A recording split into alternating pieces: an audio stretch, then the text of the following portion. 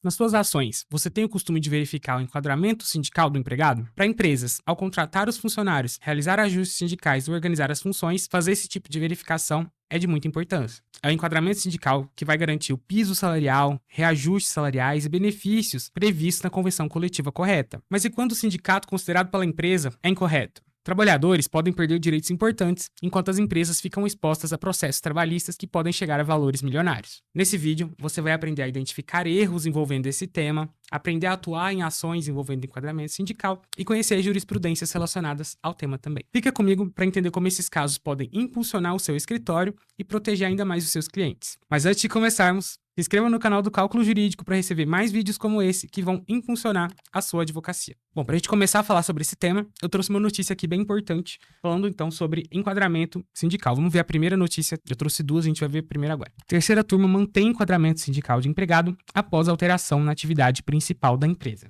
Embora tenha havido alteração formal em relação à atividade principal da empresa, a indústria permaneceu tendo como objeto social a fabricação e comercialização de artigos de metal para uso doméstico e pessoal. Então, nesse caso aqui, a empresa fez uma alteração da atividade principal da empresa e, como consequência, alterou o sindicato ali de todos os empregados. Um dos empregados não ficou satisfeito, então, com essa alteração e ingressou com a ação, tentando ali permanecer no mesmo sindicato que ele já estava enquadrado antes dessa alteração. E foi assim, então, que o tribunal decidiu que, de fato, a empresa ter feito essa alteração na atividade principal da empresa por si só ali não afetaria o enquadramento sindical desse empregado, né? Agora vamos ver a segunda notícia. Empregador não tem direito de escolher sindicato baseado em conveniência. A 11ª Vara do Trabalho de São Paulo negou o pedido de uma instituição de ensino para considerar inexistente relação jurídica entre ela e o sindicato da categoria. Na cidade de São Paulo, ocorreu fracionamento sindical na área da educação. Nesse caso, então, o que a empresa quis fazer era o seguinte: como em São Paulo houve fracionamento, então a gente tem um sindicato ali que atua com empresas de ensino infantil, um sindicato para empresas de ensino fundamental, escolas de ensino fundamental, um sindicato para empresas para escolas de ensino médio e assim por diante. E o que a empresa quis fazer era, ela quis migrar então de um sindicato para o outro. E o sindicato, dessa vez não o empregado,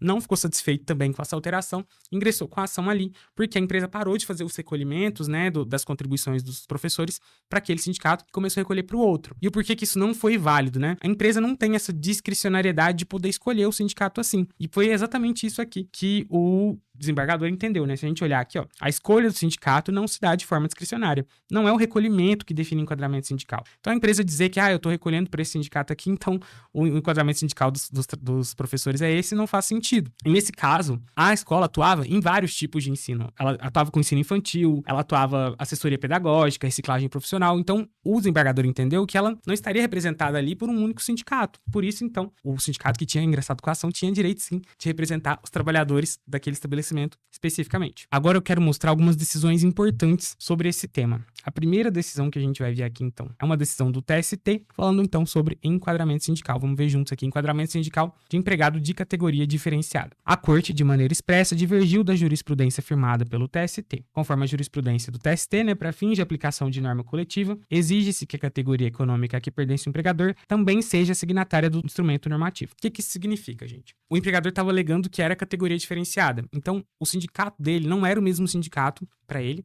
dos outros empregados da empresa. Mas o entendimento do TST é que isso só é possível se esse sindicato que representa a categoria diferenciada tiver algum instrumento coletivo negociado com o sindicato do empregador. A gente vai falar mais um pouco sobre como fazer o enquadramento sindical e vai ficar mais claro, mas um sindicato patronal da indústria alimentícia, por exemplo, se ele não tiver firmado uma convenção coletiva com um sindicato dos técnicos de segurança do trabalho da região ali dele, não vai ter como esse técnico de segurança do trabalho ser representado por esse sindicato, porque não houve uma negociação coletiva ali do sindicato patronal com o sindicato dos empregados. Eu trouxe a notícia pra gente ver juntos e a gente vai ver exemplos aqui de que isso não acontece na prática e não há, então, uma unanimidade entre os tribunais. Agora a gente tá vendo uma outra decisão do TST, também do TST no caso, mas de uma turma diferente, onde a Corte Superior firmou jurisprudência de que, nesse caso aqui, o vendedor era integrante de categoria diferenciada. Então, mesmo dentro do TST, a gente não tem uma unanimidade de entendimentos, vai depender da turma que está julgando, vai depender do caso. Nesse caso aqui, o empregado estava tentando, né,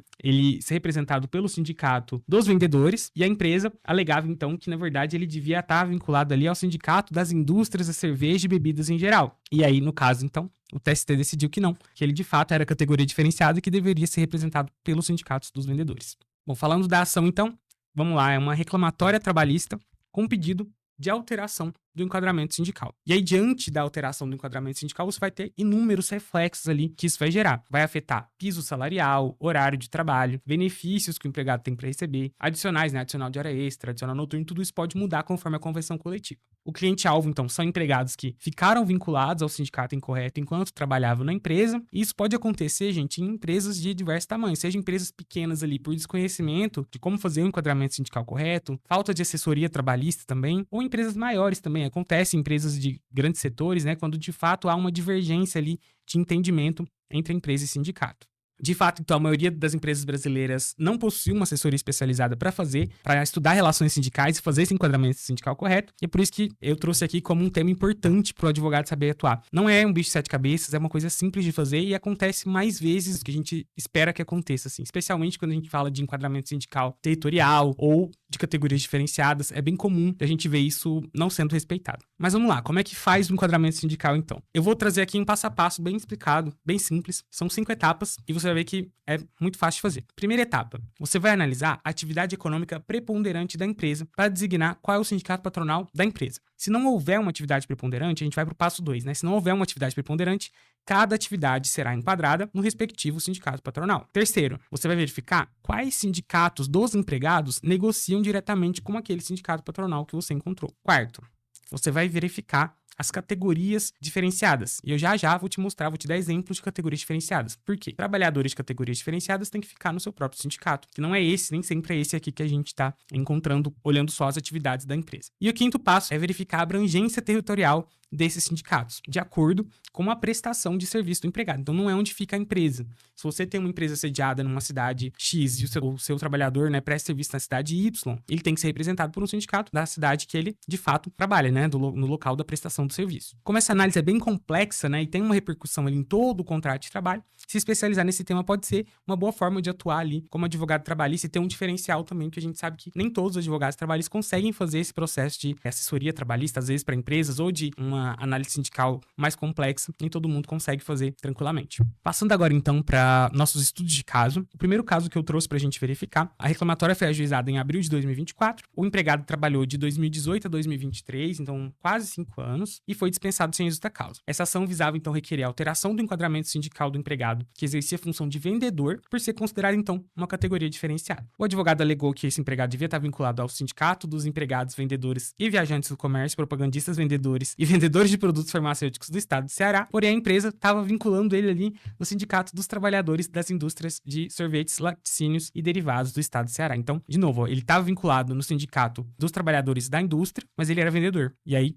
de fato, deveria ser uma categoria diferenciada, sendo representado pelo sindicato dos vendedores. Como argumento, então, o advogado usou o fato de que o TRT da 4ª região possui uma súmula que é contrária à súmula 374 do TST, dizendo que, para categorias diferenciadas, o sindicato deve ser o sindicato da própria categoria, ainda que não haja uma negociação coletiva com o sindicato patronal, totalmente contra a súmula do TST. Como consequência, então, o advogado exigiu diferenças salariais para o piso da categoria, reajustes salariais diferentes, aplicação de multas da convenção coletiva e todos os reflexos ali devidos dessa alteração salarial. O total estimado da causa foi de R$325 mil. Houve ali também um pedido de horas extras, algumas outras coisas que compuseram esses R$325 mil.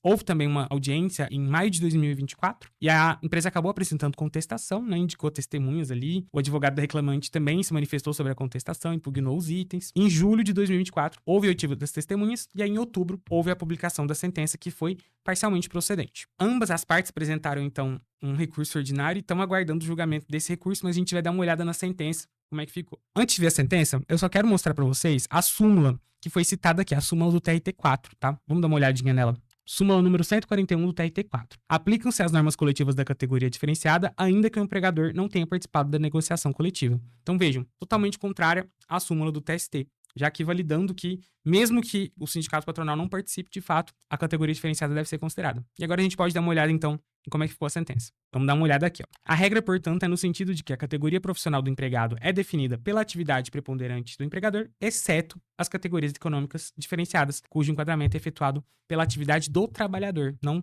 da empresa. Agora vamos falar do caso 2. Essa reclamatória foi ajuizada em julho de 2024. O empregado foi contratado em junho de 2022 e ele era atendente de loja e mercados, um cargo onde ele realizava ali a oferta de produtos bancários dentro do supermercado, como cartões de crédito, empréstimos, seguros, seguro, crédito por antecipação da FGTS, que também é um tipo de empréstimo, né? E ele trabalhou, então, nesse cargo até março de 2023. A partir de abril de 2023, ele passou a exercer a função de supervisor administrativo, e aí, até a data da rescisão contratual, que foi março de 2024, mais um ano, né? Ele passou um ano naquela primeira função, mais um ano na segunda função, ele ficou nesse mesmo cargo até então. Esse reclamante está pedindo na ação, então, que ele seja enquadrado como financiário, ou seja, equiparado a bancário ali, porque ele ficou nesse cargo ali de atendente em lojas de mercado oferecendo produtos típicos, né, de uma instituição financeira. Desse tipo de enquadramento, ele requeriu ali diferença salarial, auxílio-refeição, ajuda à alimentação, cesta 13ª alimentação. Desse enquadramento novo, ele também pediu horas extras, porque a carga horária de trabalho do financiário não é 8 horas por dia, é de 6 horas por dia.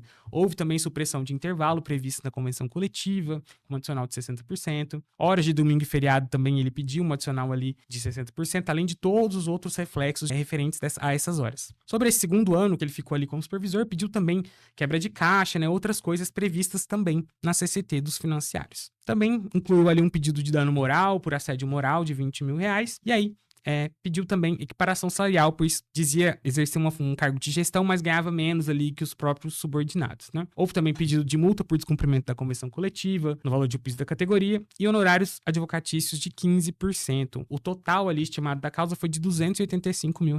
Houve uma audiência, então, em setembro de 2024, sem conciliação. A sentença foi publicada no dia 13 de outubro de 2024, também parcialmente procedente, e o reclamante apresentou um recurso ordinário ao TRT que está aguardando julgamento. Houve recurso aí, então, só da parte do reclamante dessa vez. Como fundamentação jurídica desse caso, eu trouxe aqui pra gente a lei número 4.595 de 1964, que define ali as instituições financeiras, né, para efeitos de legislação. Vamos dar uma olhadinha no artigo 17, ó. Consideram-se instituições financeiras para efeitos da legislação em vigor pessoas jurídicas públicas ou privadas que tenham como atividade principal ou acessória a coleta, intermediação ou aplicação de recursos financeiros próprios ou de terceiros.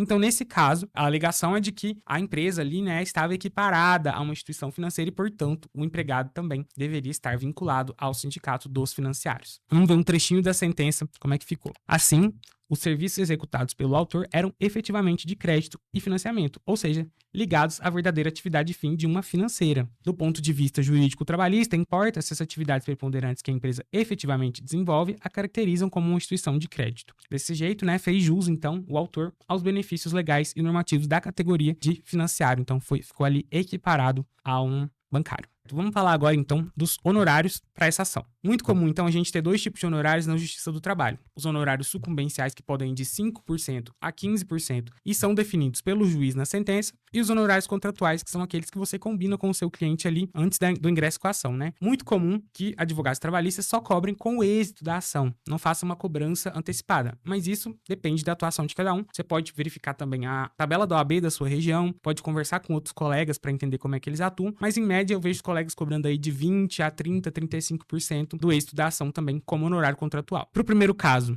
trouxe aqui para a gente ver os honorários estimados, né, o valor bruto que o juiz fixou ali na sentença, em média, R$100 mil, isso ainda vai ser liquidado na fase de liquidação, na fase de execução, no caso. Honorários advocatícios ficariam entre R$10 mil e os contratuais R$30 mil, totalizando ali mais ou menos R$40 mil estimados para esse caso. Lembrando que as duas partes apresentaram recurso, então isso pode aumentar ou diminuir, a depender de como é que vai ficar a sentença reformada. E para o segundo caso, o valor bruto total que o juiz estabeleceu ali foi de R$30 mil, honorários de 5%, então 1.500, e depois mais 30% do contratual, né? 5% seria o sucumbencial, totalizando ali em média R$10.500 de honorários também. E se o recurso do autor for, de fato, aceito, esses valores vão ficar um pouco maiores, porque o que ele perdeu ali na sentença, não, o que ficou improcedente, foi esse segundo ano de trabalho dele, que ele ficou como supervisor ali. Esse ano não foi considerado como equiparação a bancário. E aí ele tá aguardando então esse recurso para saber se vai receber mais ou não, né? Por fim, trouxe aqui pra gente 3 erros mais comuns nesse tipo de ação. Primeiro dele, confundir as categorias diferenciadas, né? Muitas vezes, os empregadores e até mesmo os advogados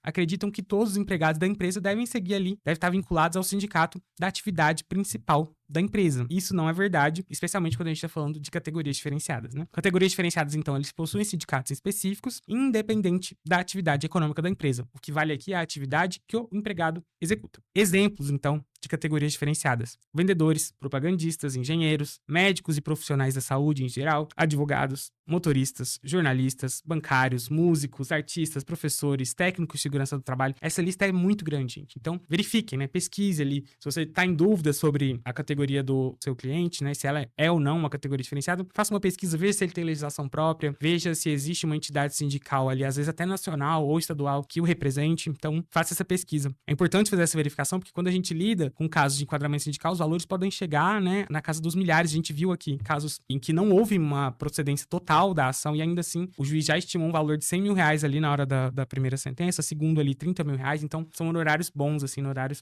consideráveis para o advogado. O segundo erro é desconsiderar as atividades secundárias da empresa. Quando a empresa não possui uma atividade principal preponderante claramente definida, né, ela tem ali, então, atividades secundárias que também podem ser levadas em considerações para o enquadramento sindical. Nesses casos, é fundamental, então, analisar todas as operações que a empresa realiza, identificando ali quais categorias sindicais vão representar quais funcionários, né? E o terceiro erro é ignorar multas por descumprimento da convenção coletiva. Muitas convenções coletivas, eu diria assim, 99% das convenções coletivas têm uma previsão de multa por descumprimento de cláusulas ali, ou de uma multa por descumprimento da cláusula anualmente, ou uma multa por descumprimento por cada cláusula. Então, assim, verifique a convenção coletiva também e dê uma olhada nas multas, porque quando a gente tem, então, uma empresa que não está seguindo o sindicato correto para aquele empregado, obviamente ela não está seguindo tudo que está ali na convenção em relação a benefícios, a reajustes salariais. Então, você pode exigir também, além do reajuste salarial e do cumprimento dessas obrigações de benefícios, também essas multas por descumprimento da convenção coletiva.